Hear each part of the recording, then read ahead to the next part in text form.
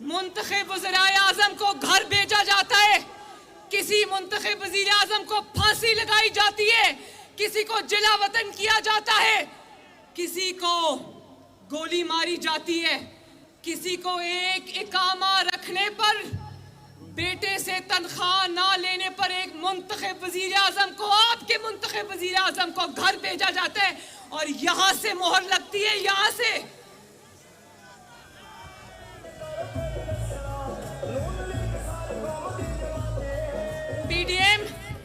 PDM के कारकुनों, अब मुझे हाथ उठा के बताना, बाएं से भी, दाएं से भी, आगे से भी, पीछे से भी, क्या तुम लोग गवाही देते हो कि इस मुल्क में 4 आमरीयतें आई, 4 बार इस मुल्क पर शब खून मारा गया, इस मुल्क के मुकद्दस आइन को लपेटकर रद्दी की टोकरी में फेंका गया।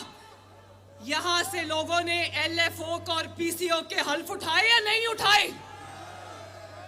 क्या एक भी आमिर ऐसा है जिसको इस इमारत में किसी काले रोब पहनने वाले ने घर भेजा हो? बताओ।